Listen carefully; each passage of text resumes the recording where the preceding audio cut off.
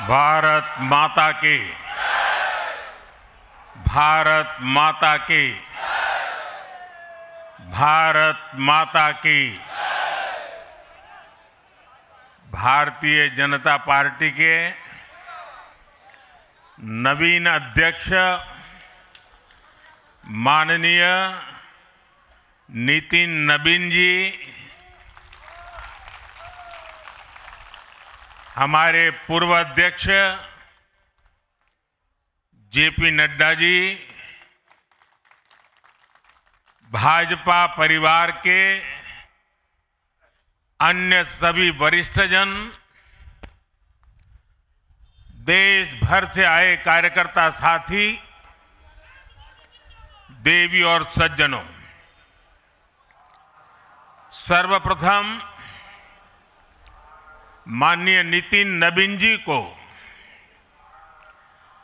दुनिया के सबसे बड़े राजनीतिक दल का अध्यक्ष चुने जाने पर बहुत बहुत बधाई देता हूं, बहुत बहुत शुभकामनाएं देता हूं। बीते कई महीनों से संगठन पर्व यानी कि पार्टी का छोटी सी इकाई से लेकर के राष्ट्रीय अध्यक्ष चुनने की एक व्यापक प्रक्रिया 100% लोकतंत्र तरीके से भारतीय जनता पार्टी के संविधान के स्पिरिट को और उसमें बताई गई हर बात को ध्यान में रख करके लगातार चल रही थी। आज उसका विधि पूर्वक समापन हुआ है। संगठन पर्व का ये विशाल आयोजन भारतीय जनता पार्टी की लोकतांत्रिक आस्था, संगठनात्मक अनुशासन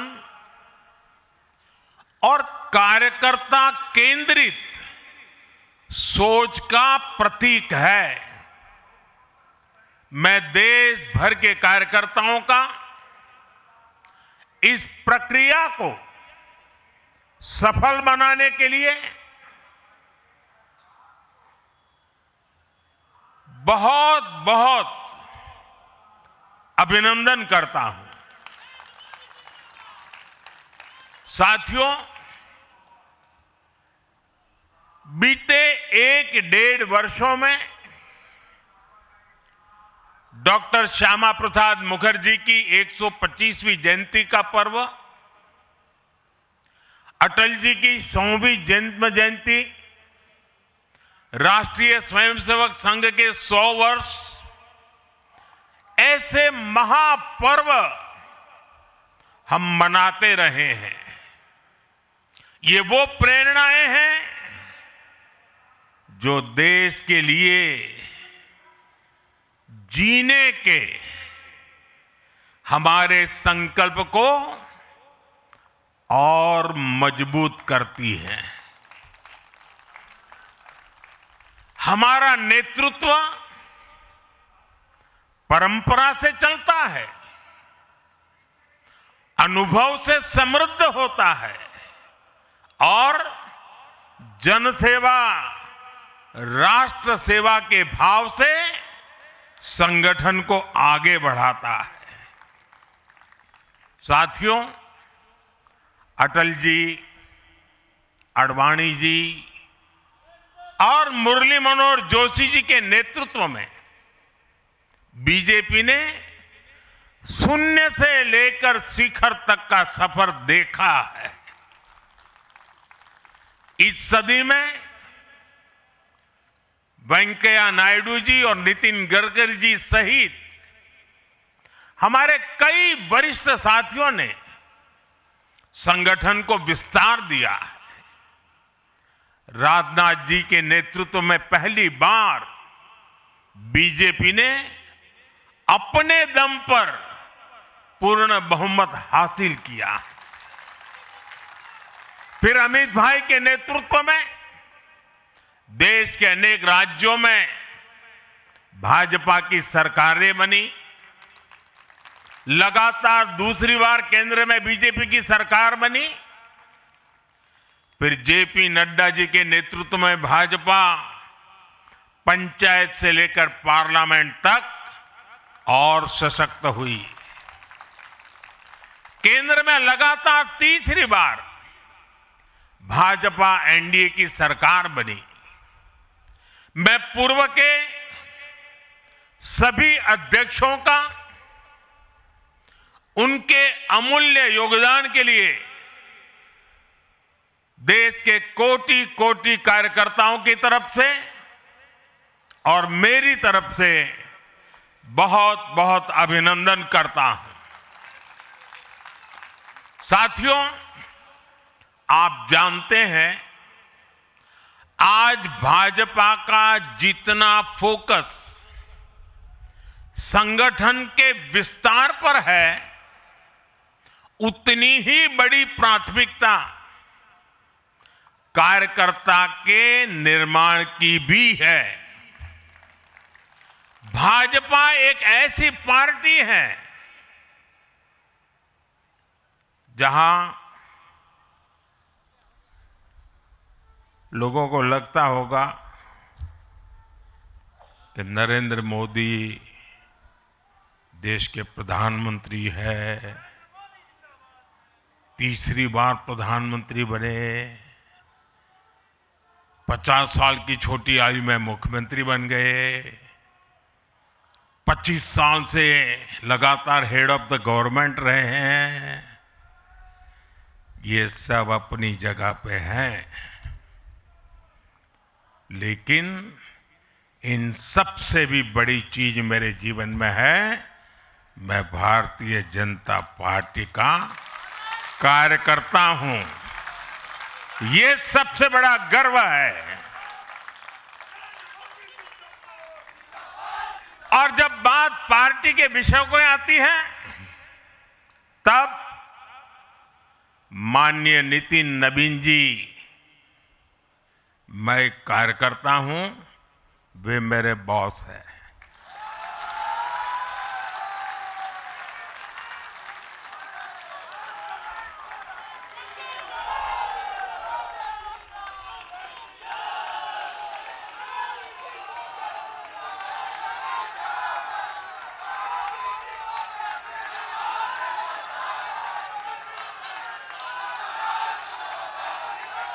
अब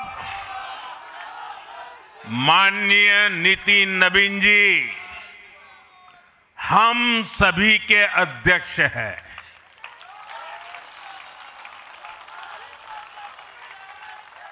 और उनका दायित्व सिर्फ भाजपा को भी संभालना इतना नहीं है, एनडीए के सब साथियों के बीच भी उन्होंने तालमेल का बहुत बड़ा दायित्व भी देखना होता है। साथियों, माननीय नितिन जी के संपर्क में जो भी आया है, वो उनकी सरलता और सहजता की चर्चा जरूर करता है। बीजेपी युवा मोर्चा का दायित्व हो, अलग अलग राज्यों में प्रभारी के रूप में जिम्मेदारी हो, या फिर बिहार सरकार में काम करने का अनुभव हो, नितिन जी ने हमेशा जब जब जो जहां जो जिम्मेवारी मिली, अपने आप को उन्होंने साबित किया है। जिम्मेवारी देने वालों को भी उनके कार्य ने गर्व से भर दिया है। साथियों, ये 21वीं सदी है और देखते ही देखते 21वीं सदी के पहले 25 वर्ष तो पूरे भी हो चुके हैं। आने वाले 25 वर्ष बहुत महत्वपूर्ण है। ये वो कालखंड है जब विकसित भारत का निर्माण होना है और होना तय है।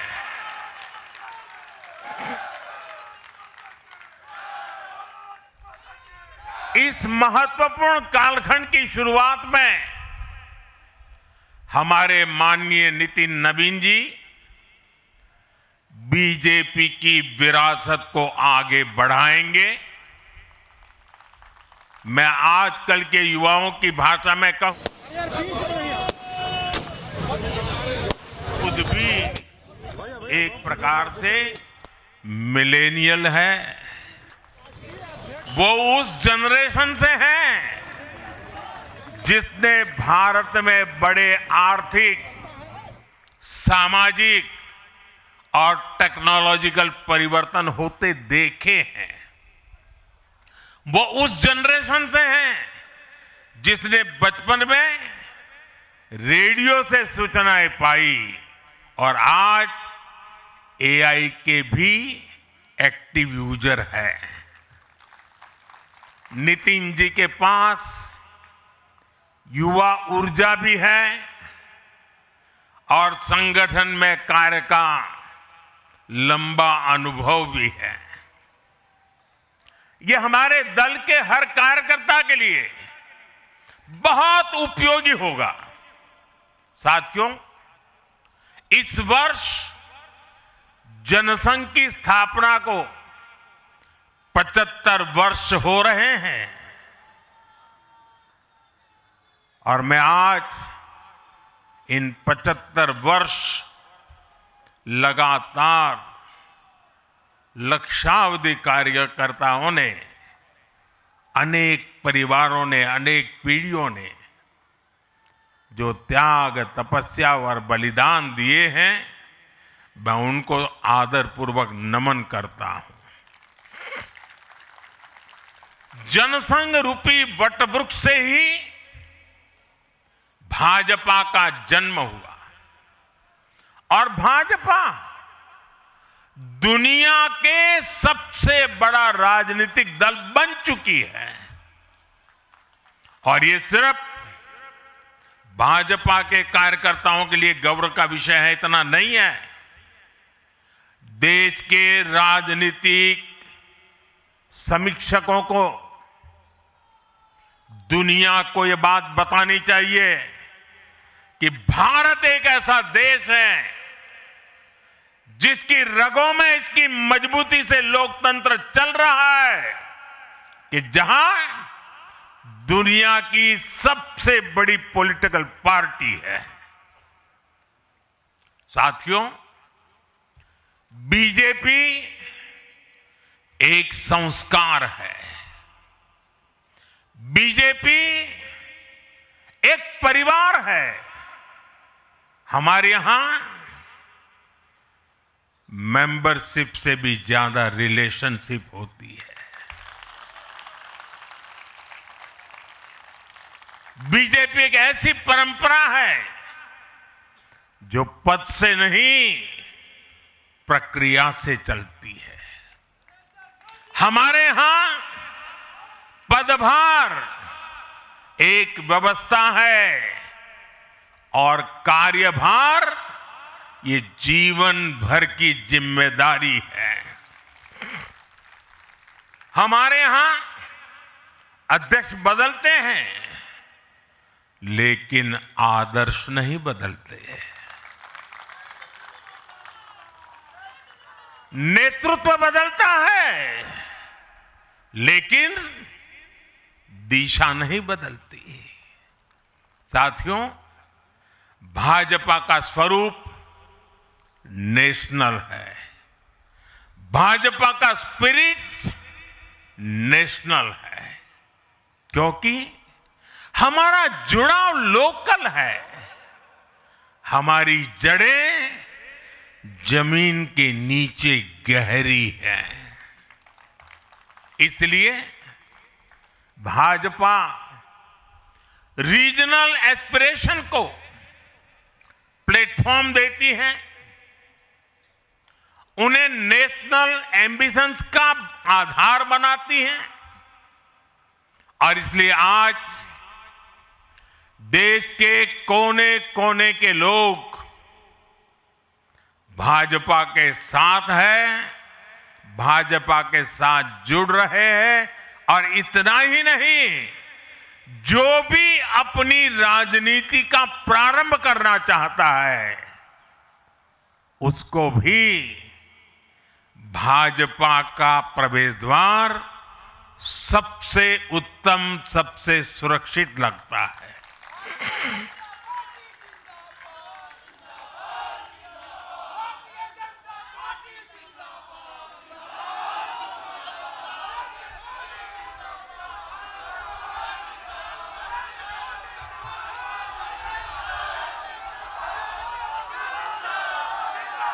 साथियों, जनता जनार्दन की सेवा ये हमारे लिए हमेशा सर्वोपरि रही है। हमने सत्ता को सुख का नहीं बल्कि सेवा का माध्यम बनाया है। इसलिए भाजपा पर जनता का विश्वास निरंतर मजबूत होता गया है।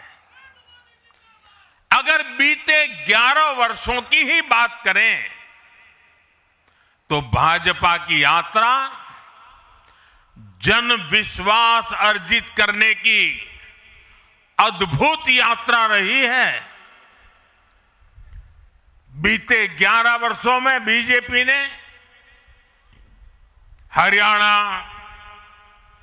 असम, त्रिपुरा और ओडिशा में पहली बार अपने सामर्थ्य से सरकार बनाई।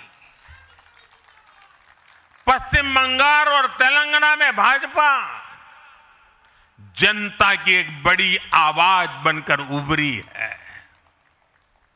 अक्सर होता यह है कि लंबे कार्यकाल के बाद सरकारों के लिए टिके रहना मुश्किल होता है, लेकिन बीजेपी ने इस ट्रेंड को भी तोड़ दिया है। गुजरात हो, मध्य प्रदेश हो, महाराष्ट्र हो, बिहार हो, इन सभी राज्यों में कई कार्यकाल के बावजूद बीजेपी पहले से भी बड़े जनादेश के साथ सरकार में लौटी है।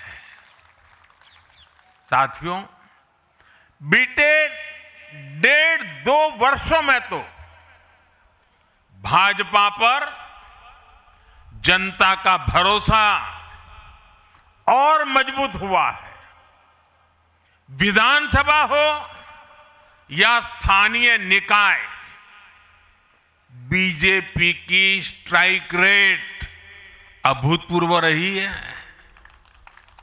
इस दौरान देश में 6 राज्यों में विधानसभा चुनाव हुए हैं। इनमें से 4 चुनाव बीजेपी एनडीए ने जीते हैं। साथियों, आज भाजपा सिर्फ संसद और विधानसभा की नहीं बल्कि नगर पालिकाओं और नगर निगमों में भी पहली पसंद है। और इसका ताजा उदाहरण अभी हमारा महाराष्ट्र है। हाल में जो मेयर और पार्षदों के चुनाव परिणाम सामने आए, अभूतपूर्व है। बीजेपी महाराष्ट्र के स्थानीय निकायों में नंबर 1 पार्टी बनी है। कुल 29 में से 25 बड़े शहरों की जनता ने बीजेपी एनडीए को चुना है। कुल जितने पार्षद जीते हैं उनमें से 50% बीजेपी के हैं। ऐसे ही केरला में भी आज बीजेपी के करीब 100 पार्षद हैं। केरला की राजधानी तिरुअनंतपुरम की जनता ने मेयर चुनाव में 45 साल बाद लेफ्ट से सत्ता छीनी और भाजपा पर भरोसा किया। मुझे पूरा विश्वास है कि आने वाले विधानसभा चुनावों में भी लोग केरला में बीजेपी को अवसर जरूर देंगे। साथियों, बीजेपी निरंतर जीत रही है, उसका विस्तार हो रहा है। ये निश्चित तौर पर हम सभी के लिए गर्व का विषय है, लेकिन हम ये सभी के लिए बहुत बड़े दायित्व का बोध भी है और दायित्व बोध का समय भी है। कभी भाजपा ने पार्टी विद अ डिफरेंस के रूप में अपनी यात्रा शुरू की थी। आज बीजेपी पार्टी ऑफ गवर्नेंस भी है। देश के आजादी के बाद शासन के अलग अलग मॉडल देखे हैं। कांग्रेस के परिवारवाद का मॉडल, लेफ्ट का मॉडल, क्षेत्रीय दलों का मॉडल, अस्थिर सरकारों का दौर, ये सब मॉडल देख चुका है। लेकिन आज देश स्थिरता, सुशासन और संवेदनशीलता वाला भाजपा का विकास मॉडल देख रहा है। साथियों, ये भाजपा ही है जिसने सामाजिक न्याय के नारे को सच्चे स्वरूप में जमीन पर उतारा है। हमने गरीब कल्याण की योजनाओं को सरकारी फाइलों से निकालकर गरीब के घर तक पहुंचाया है। साथियों, मैं आपको कुछ उदाहरण देता हूं।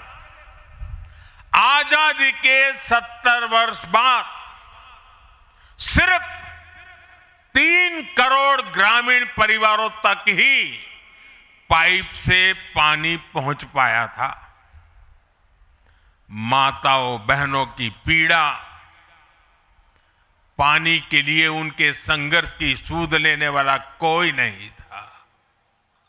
और मुझे याद है, मैं जब गुजरात में राजनीतिक क्षेत्र में नहीं आया था, सामाजिक जीवन में काम करता था, तो हमारे यहाँ एक धंधुका करके स्थान है, वहाँ मैं जाता था तो वो मुझे वहाँ के लोग कहते थे कि आप यहाँ रात को मत रुकिए और जब भी आपका दौरा हो तो सुबह 10 बजे के बाद आइए। नॉर्मली मेरा नेचर रहता था कि हर नए स्थान पर जात के रात को रुकूं, कार्यकर्ताओं से मिलूं, लेकिन धंधुका वाले मना करते थे। क्यों? वो कहते पानी नहीं है, सुबह हम आपको स्नान करने के लिए पानी नहीं दे पाएंगे। वहां तो कहावत चलती थी कि बेटी को बंदूकें दो लेकिन धंधुके मत दो, यानी उसको बंदूक लगा मार दो लेकिन धंधुके में शादी मत करो। पानी नहीं था। ये दर्द मैंने देखा है।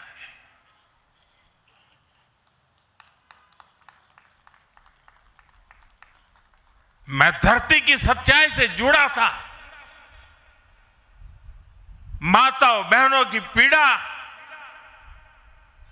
अपनी आंखों के सामने देखी थी और तब हम जल जीवन मिशन लेकर आए और सिर्फ 5-6 साल में 12 करोड़ से ज्यादा परिवारों को नल से जल की सुविधा से जोड़ा।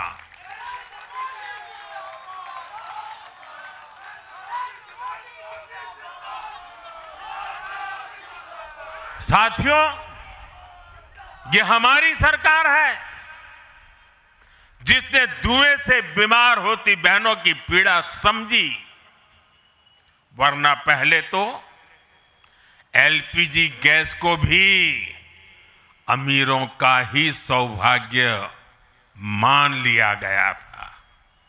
भाजपा ने पूरी संवेदनशीलता के साथ हर घर को एलपीजी गैस कनेक्शन से जोड़ने का अभियान चलाया। वर्ष 2014 तक जहां सिर्फ 14 करोड़ एलपीजी कनेक्शन थे, आज देश में 33 करोड़ से अधिक गैस कनेक्शन है। ऐसे ही गांव की बहनों को लखपति दीदी बनाने का अभियान है। यह भी इसलिए संभव हो पाया क्योंकि भाजपा बहनों बेटियों के सपनों के प्रति संवेदनशील है। साथियों, एक जमाना था हम भी सुनते थे कि फलाना परिवार वो तो लखपति परिवार है, ढीकना परिवार लखपति परिवार है, यानी लखपति होना बहुत बड़ी बात मानी जाती थी। ये मोदी है जो सपने देखता है कि मेरे गांव की गरीब मां भी लखपति दीदी बनेगी।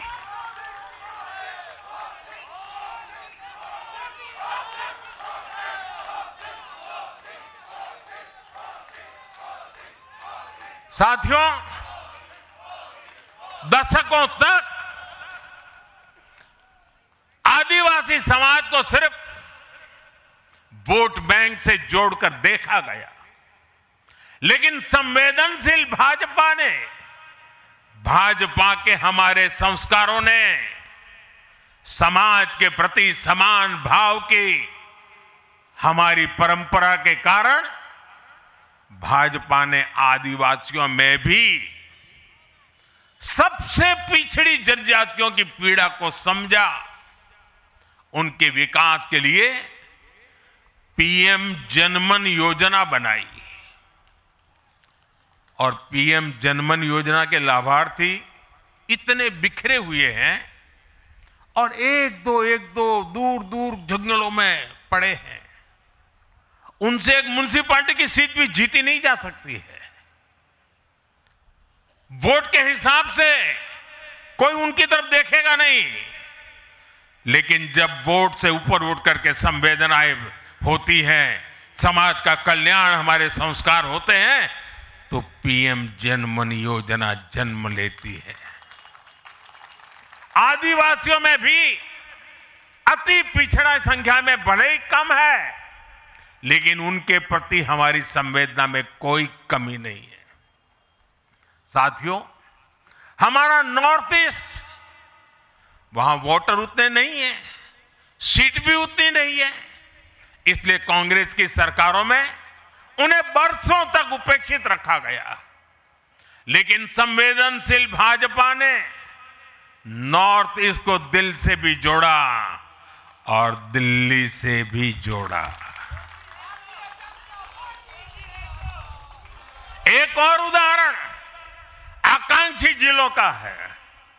हमारे देश में 100 से अधिक जिले ऐसे थे जिनको कांग्रेस सरकारें पिछड़ा घोषित करके भूल गई थी।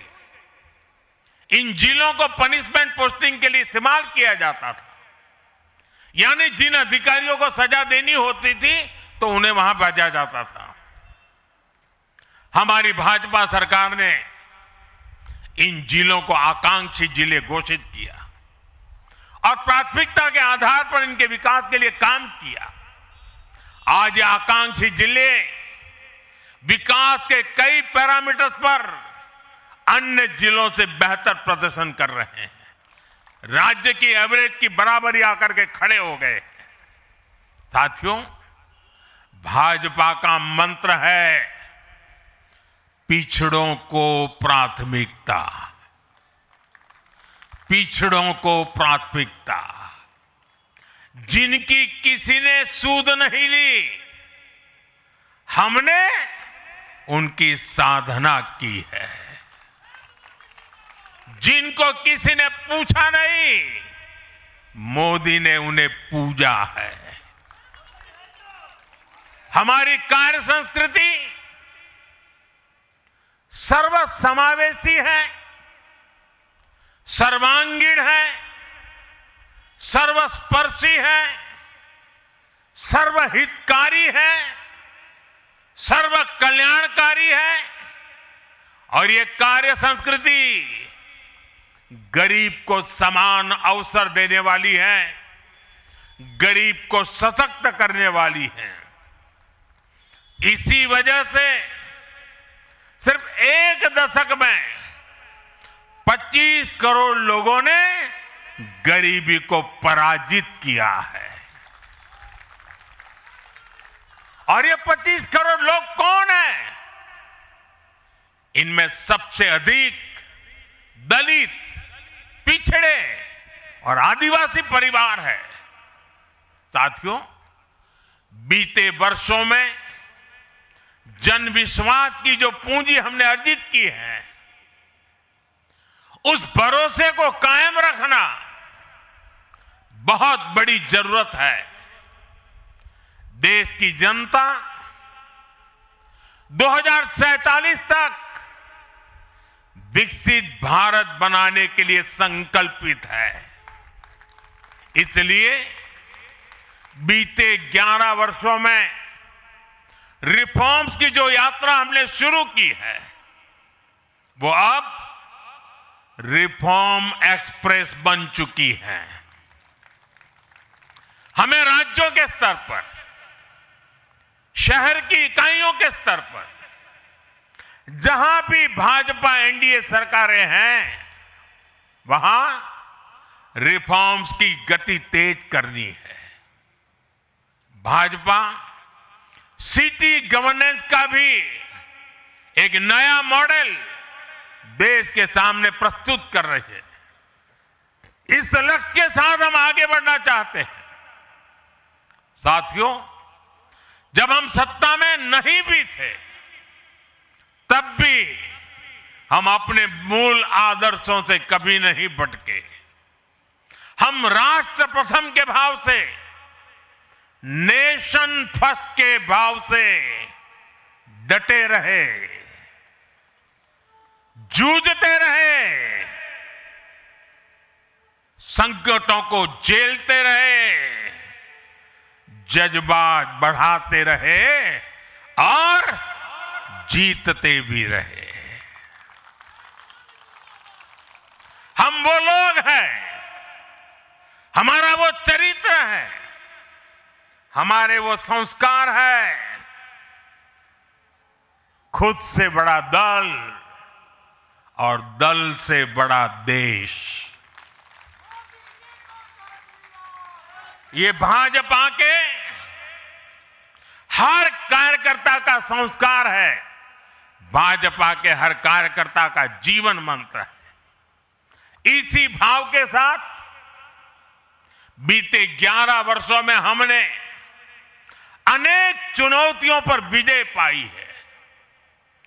जम्मू कश्मीर से आर्टिकल 370 की दीवार गिराना हो, 3 तलाक के खिलाफ कानून बनाना हो, इनको कभी असंभव माना जाता था। आज ये हकीकत बन चुके हैं।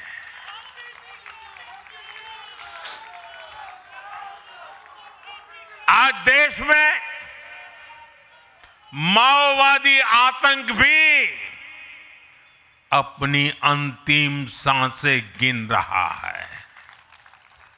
साथियों, आगे भी हमें हर चुनौती का पूरे सामर्थ्य से सामना करना है। आज देश के सामने एक बहुत बड़ी चुनौती घुसपैठियों की है, आबादी के असंतुलन की है। दुनिया के धनवान देश, समर्थ देश, वे भी अपने देश में जो घुसपैठिए हैं उनकी जांच पड़ताल कर रहे हैं और उनको पकड़ पकड़ करके निकाल रहे हैं और दुनिया उनको पूछती नहीं है कि तुम घुसपैठियों को क्यों निकाल रहे हो। तुम तो लोकतंत्र का झंडा लेकर के घूम रहे थे, तुम तो पूरे दुनिया के नवाब बन के बैठे थे, क्यों निकाल रहे हो। दुनिया में कोई अपने देश में घुसपैठियों को स्वीकार नहीं करता। भारत भी घुसपैठियों को अपने गरीबों, हमारे नौजवानों के हक कभी भी लूटने नहीं दे सकता। घुसपैठिए देश की सुरक्षा के लिए बहुत बड़ा खतरा है। उनकी पहचान करके उन्हें वापस उनके देश भेजना बहुत आवश्यक है। इसके अलावा ऐसे राजनीतिक दल जो वोट बैंक की राजनीति में घुसपैठियों को बचा रहे हैं या उन्हें कवर दे रहे हैं, उन्हें हमें पूरी शक्ति से जनता के सामने बेनकाब करना ही होगा, उनको एक्सपोज करना ही होगा। साथियों, एक और बड़ी चुनौती अर्बन नक्सल की भी है। अर्बन नक्सल का दायरा इंटरनेशनल हो रहा है और यहां अर्बन नक्सल की बड़ी चतुराई होती है। ये यहां मीडिया वाले इतने बैठे हैं ना, अगर साल में एकाध बार भी अगर मोदी की किसी अच्छी चीज को उन्होंने ट्वीट कर दिया या टीवी पे बोल दिया या अखबार में लिख दिया तो उस पत्रकारी तो ऐसी फजेत कर देते, उसके पीछे ऐसे पड़ जाते हैं, उसको अछूत बना देते हैं, भविष्य में वो कभी बोल ना सके ऐसा कर देते हैं। ये अर्बन नक्सल की स्टाइल है। हमको भी सालों तक ऐसा अछूत बना के रख दिया पूरे देश में भाजपा को। अब देश समझ गया है अर्बन नक्सलों के कारनामे।